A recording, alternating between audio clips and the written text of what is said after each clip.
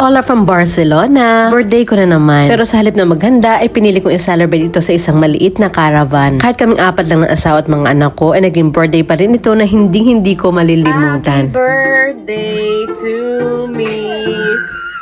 Tengo una sorpresa para todos. Hola, abrazamos ya.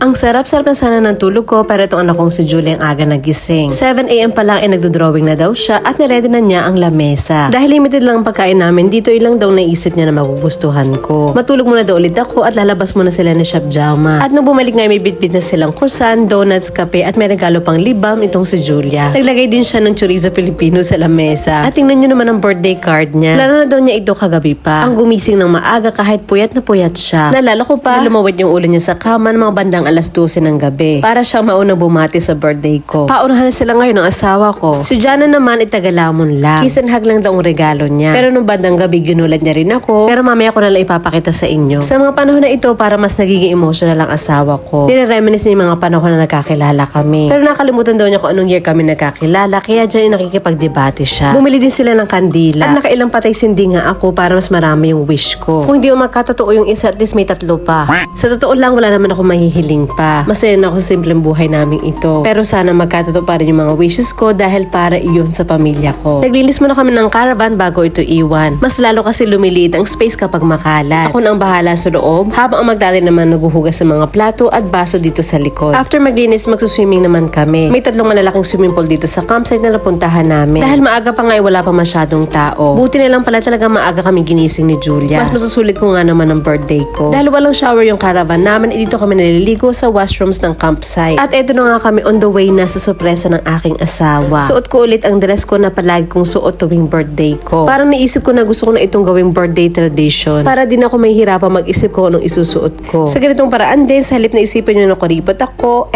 wow, ang meaningful naman ang dress mo.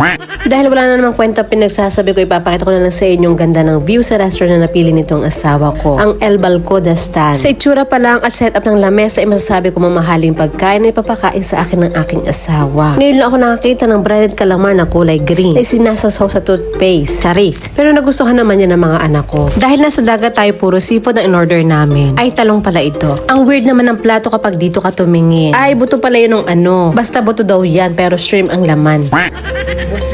Ito naman yung pinakagustuhan namin. Nakalimutan ko lang kung pisngi ba ito o liig ng tuna. Malaki ang buto kasi yung tuna daw na yun ay may bigat na 300 kilos. Sobrang tender na meat lalo na kapag pinagsisilbihan ng asawa. At for main course naman ay paella naman na may malaking hipon. Masarap lahat ng kanilang pagkain. Medyo mabagal lang yung dating ng mga food siguro dahil mabusisi ang bawat pagsuserve. Kaya may mga moments na naiinip na yung mga anak ko. For dessert may dala palang kandila itong aking asawa na ibinigay niya sa mga waiters nung sabi niya magsa-CR siya. May pagkaromantik talaga tong si Chef Jama. Siguro yung mga Spanish in general. Ganito yata yung karamihan sa kanila. Bago kami umalis, sinigurado ng asawa ko na may picture kami sa napakagandang view na ito. Bago bumalik sa caravan, dumaan muna kami sa supermarket para bumili ng sabon. Kasi nawala yung sabon naming dala. Naiwan namin sa CR at nung bumalik kami ay wala na. Muntik na ako masurpreso ulit ng aking asawa. Pero dahil hindi pa kaya mag-keep ng secret ng boso naming si Jana, sinabi niya sa akin na meron daw regalong papa niya na nasa likod ng sasakyan namin. Ang galing. Dumaan na rin kami sa ilang tindahan para bumili ng pasalubong para sa pamilya at ninang nitong asawa ko na nagbabantay ng 1 linggo sa aming aso. Pagka-uwi natulog muna ako. Pagkagising ko ay may kapitbahay na kami. Bilib nga ako sa kanila kasi 6 sila at van lang ang dala. Sobrang init kasi ng panahon at sa tan lang sila natutulog. Sa tanghali siguro ay parang na yung sauna. Dahil sobrang haba ng araw ngayong summer dito sa Spain ay parang ang dami pa talaga namin pwedeng gawin. Alas 10 pa ng gabi nagsisimula magdilim. Nakapagmerienda, nakapaglinis ng waste tank o toilet container containing ihi itong si Chef Jama. At ito yung part na medyo ayaw niya sa caravan. Nagpractice na rin na sayo itong mga anak ko kasi gusto daw nila sumali sa talent show mamayang gabi para sa birthday ko. Nung una, ayaw ko talaga maniwala kasi mahihain itong dalawa. Pero todo practice talaga sila at bumuo pa ng bagong step itong si Julia. At game na game naman itong si Jana. Commercial muna, ito po mga shop sa Italy kung saan available ang pinatuyong longganisa ko o ang chorizo Filipino. Ang dami kasi nagtatanong sa inyo. At ilalagay ko na lang sa comment section ng mga bansa at mga shop sa Europe kung saan ito available. Back to our story, bago ang talent show, naglakad-lakad muna kami dito sa tabing lawa at tabing dagat para mamulot ng bato. Nagagawin naming hikaw at kwintas request ng mga anak ko. Ang sarap sana tumambay dito kung wala lang sanang lamok. Gusto ko pa sana mag-emote ngayong patapos ng araw ng birthday ko. Ang saya kasi kahit simple lang. Puno ng sorpresa, pagmamahal at effort ng pamilya simula kaninang umaga. At hindi pa natapos ang sorpresa hanggang gabi. Lumaki ang mga mata namin ni Chef Jauma. At sobrang proud na proud sa kanila. Hindi kasi kami makapaniwala na sasayaw sila sa isang lugar na hindi nila kilala. Sa harap ng mga tao, ngayon lang din nila nakita. Para lang ako ay mapasaya. At dito na natapos ang birthday vlog ko. Hanggang sa susunod. Adios!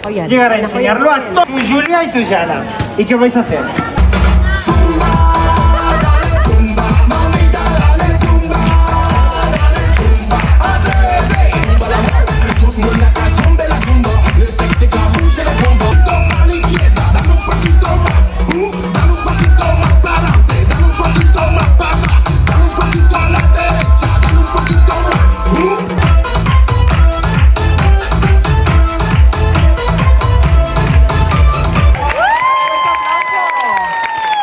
Oye, madre mía, de aquí es increíble.